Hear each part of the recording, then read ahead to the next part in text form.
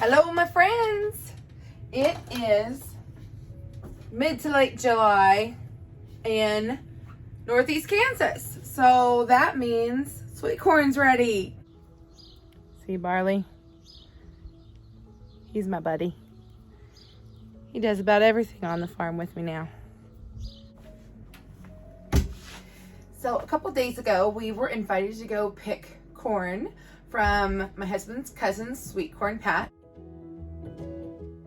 In it, so we ended up getting probably 250, close to 300 ears of corn. So I've got lots of processing to do, and I'm hoping to show you all the different ways I know how to preserve corn. Other than fresh eating, I want to be able to have it this winter too. You gotta shuck the corn. I have found that you can take and grab and pop and pull all in one motion. And it gets a lot of those silks right off of there.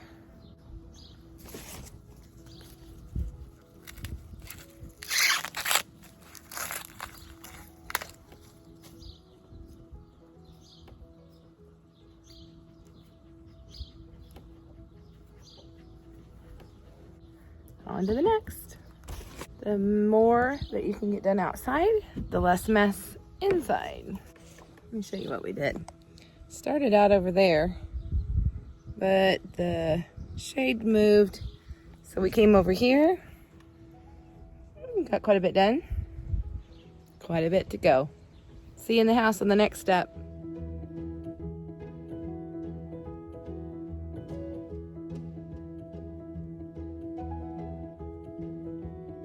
Okay, that's the best I can do, but I thought you'd enjoy coming along. Gonna give the cows a treat.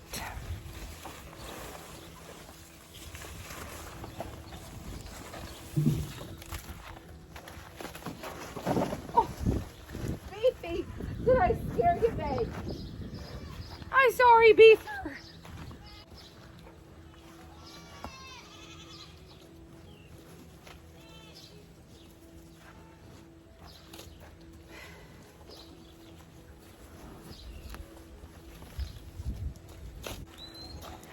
Don't worry, I saved some for the goats.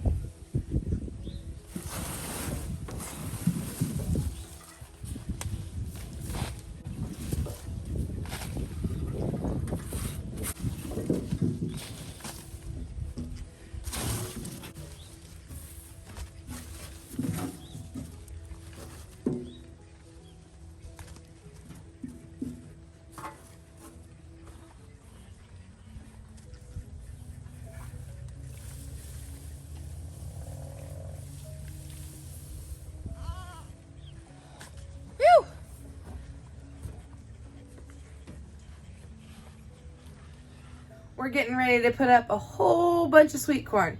First thing I'm gonna do is get this water boiling.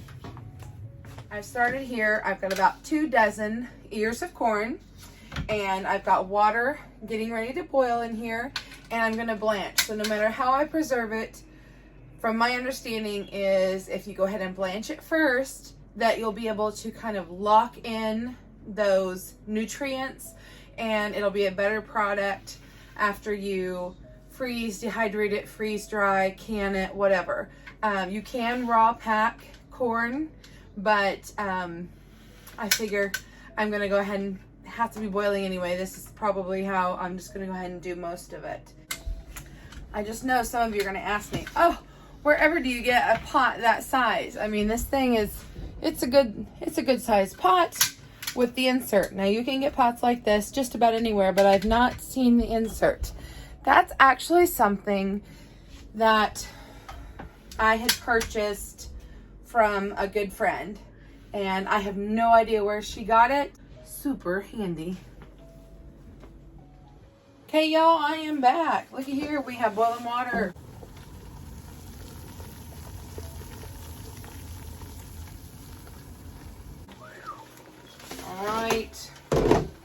In we go. I'm just going to blanch it. What that means is I'm going to put it in this boiling water.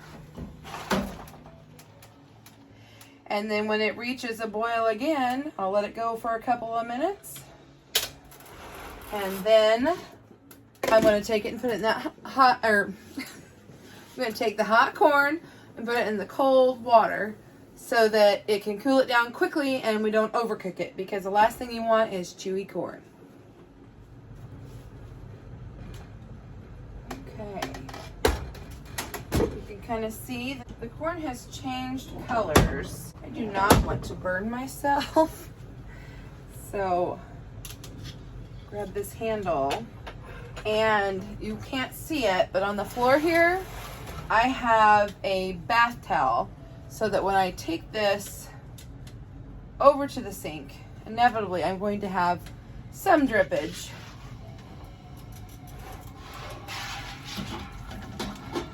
And I'm going to take it over to the sink. On the empty side, let it drip out. Put this lid back on to get it nice and super hot again. And let's see, bring you over to the sink with me. See, here's my towel. Because you know, safety first, people. We can't be falling on the floor. Take this hot corn and carefully give myself a distance and dump it in that cold sink, and then back over here.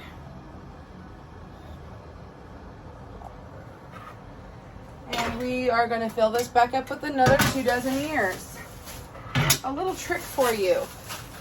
If you were like me and you couldn't get everything done in one day, because you know there's always so many things to get done, if you will go ahead and shuck your corn, you can put it in plastic and it will last several days. So I've actually gotten like a week or more out of corn in zippy bags, like, you know, your zip top bags. That works much better. Okay, so I put it in the water to cool, and then I'm putting it in here and start taking it off, the kernels off of the cob. In my family, we use an electric knife.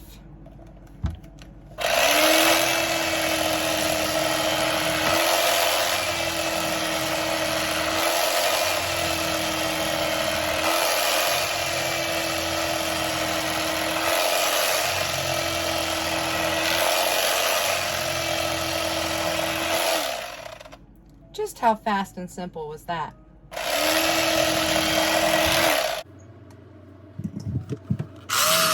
If you are finding value in this content, I ask that you please stop and like and subscribe and ring that notification bell so that you can see future videos of what I've got going on here at the farm.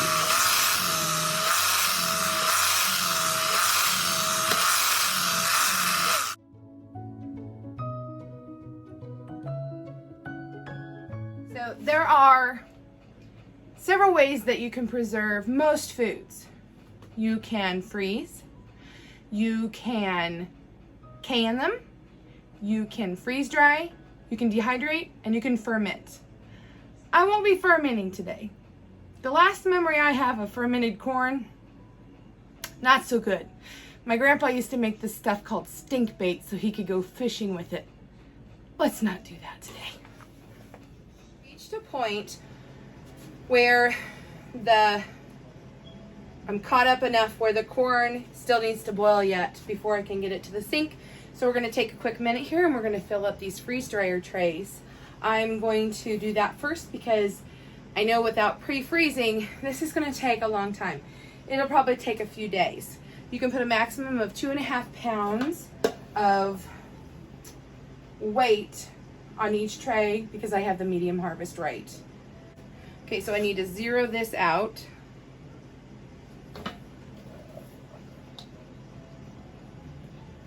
And that's a hefty quart, and a quart is 4 cups. Yeah, 1.9. See what another couple cups does. Actually, that's about right. Now, help me friends. Let's remember, I put in 6 cups per tray.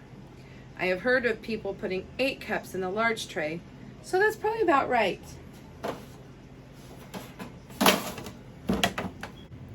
Freeze dry is going to take about 15 minutes, and that's usually about the good gauge of how long it takes you to fill your trays. There we go. We'll go ahead and just make this heaping this time. And go just by weight. Did you see that? Did you see that mess I made? I'm getting towards the end of the bottom of the pan when I scoop. Make sure you get as much moisture as you can out. Corn will make a milk when you cut it, and it is wonderful. Don't get rid of it. When I freeze in the baggies, I'll put that in there. You can put it in when you can, and it's just added flavor. So don't dump that out. Only when you're freeze drying. Okay, on to the next batch. Remember a few minutes ago we were talking about corn and milk? Did you know the way to make cream corn is to milk it? So after you cut off all of the ears of corn, if you take a spoon and scrape it, you'll find like mash. And that, my friends, is cream corn. Yeah, you add that in with your other kernels and you have cream corn. Let me show you the difference. This is one that has not been scraped. If you look closely, you can see deeper into where the kernels go. That one's done. Ah, it's a messy job. Don't worry though, this kernel has not seen the last of its life. It now, after I get done scraping it, can become corncob jelly. Oh yes. Then the animals will enjoy it. Can you tell the difference on what has and hasn't been scraped? Look at all that delicious corn that I would have left behind. So to make the corncob jelly, you just boil the cobs, and you'll just kind of keep continuing to boil them for a while. But if you look, you get this nice golden broth, which then you turn into your jelly.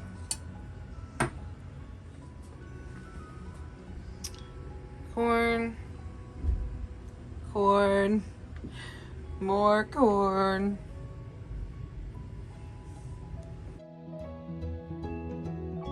Plate, I'm tired, but see how I took that. This is all the cream corn, all that extra stuff.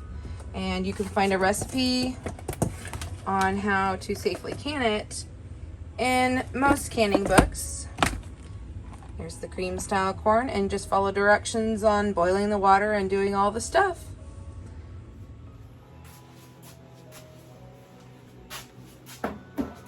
Guys, you're not gonna believe what I did.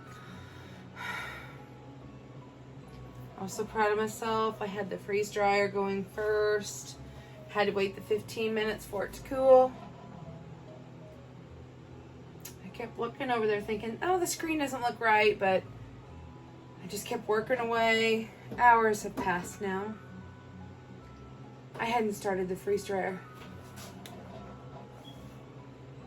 It's okay. It's all right. We're still gonna get this processed today. So, I've got the cream corn going in the canner. I've got it starting now. Okay, folks. Now we're going to freeze some of this corn. And if you don't know me very well, let me tell you, I love kitchen gadgets. I think they still make these. They're little baggie holders. And they're super helpful when you're by yourself. Okay, grab your freezer bag of choice. I'm gonna put up a quart. So I'm gonna take my handy little 4-cup measuring cup, approximately. At this point, you don't have to be super precise. It's not like canning.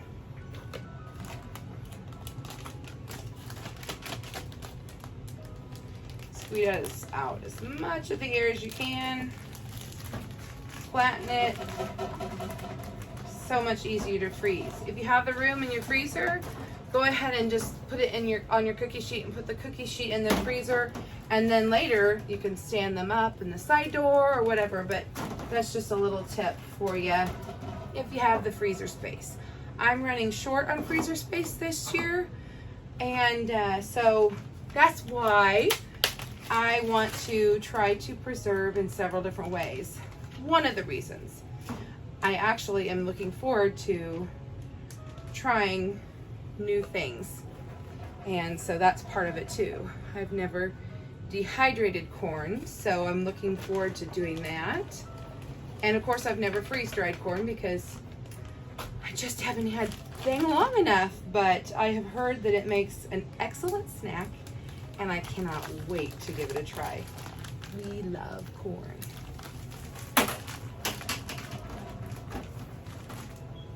Just so that I remember even, I am putting up 16 quart in the freezer. Last way to preserve the corn for today is to dehydrate it. Now, I don't think I'm going to use all my trays because I have a big one, and so I went ahead and grabbed some herbs. And because I'll be using this as a savory dish, and so it won't bother me to have those herbs in there.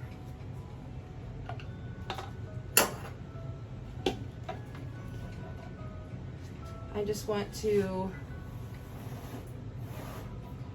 sprinkle it out on the tray, making sure I drain off any water. I don't want to go, I want to leave lots of airspace, and I don't want to go completely to the edges because this stuff rolls so easy. So 1 to 2 cups per tray. I've never done this with fresh sweet corn. I have heard of people using canned corn to do this with, or frozen corn. I'm not sure what the texture is going to be like, if I'm going to like it or not.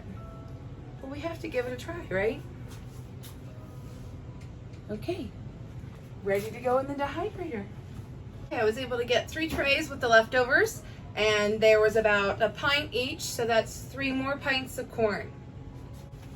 I like this book right here, the Dehydrator Bible. It helps me to have a guide of how long to dehydrate at what temperature, and gives me some great recipes too. Tells me exactly what I can do. I was blessed and gifted with some herbs. I am so excited. I don't think I'm going to get them all used fresh, so we're going to dehydrate them. One of my new favorites, lemon thyme. It is the next day. It has been about 12 hours and the corn is done dehydrating. I let it go overnight. It's very hard and crunchy. I don't think this is something I'd want to eat as a snack. The pieces are quite small. Oh, surprisingly enough, they're slightly chewy and quite delicious. I like this sweet treat, actually. I was very concerned and didn't do very much this way because I didn't think I'd like it. I'm excited now. Wow, that was really intensified the flavor. I imagine this is going to be excellent to use for cooking. I could imagine taking this camping or just to have to throw in soups and stews. It is amazing. Okay, so we started out with 3 pints and it filled about 3/4 of a quart-sized jar. And I have to say that if I'm more than excited about what the freeze-dried is going to be, because I had very low expectations for the dehydrated corn, and I was greatly surprised with how it turned out. So this is a win. This is good. I'll be doing this again. Okay, we have come to the very end of the corn. First we shucked it. Then we gave it to our ruminants. Then we took it in and we cut all the corn off. And then we scraped it. And then we boiled it. And now we're going to do this. Oh! See that? Now I don't know how much the goats will chew on it, but I know the cows will eat it. This is a good treat for them. And there is still a bit of fiber that they can use off the cob. Full cycle.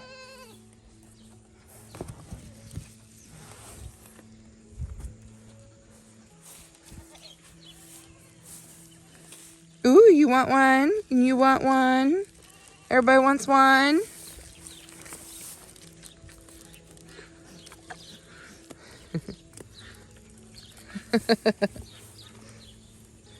Yummy treats. Oh, do you smell something? Would you like one too? Oh, Molly. Don't eat it whole, girl. June, you want one? You're more sassy about treats, aren't you? That's all right.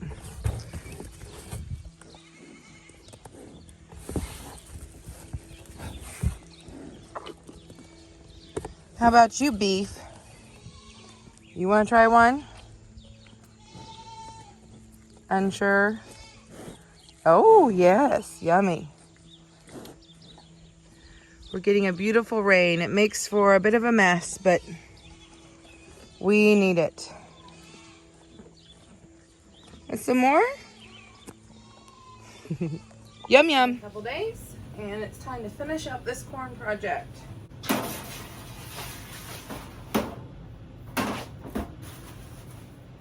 Okay, everything is nice and dry. Super fluffy. I am so excited about this. Cannot wait to taste test. Okay, so sometimes when you're doing the corn on the cob, you can get,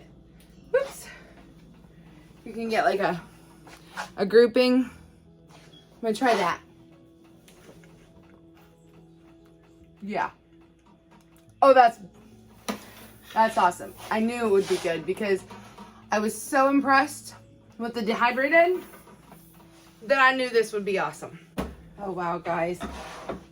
I'll tell you what. That is delicious.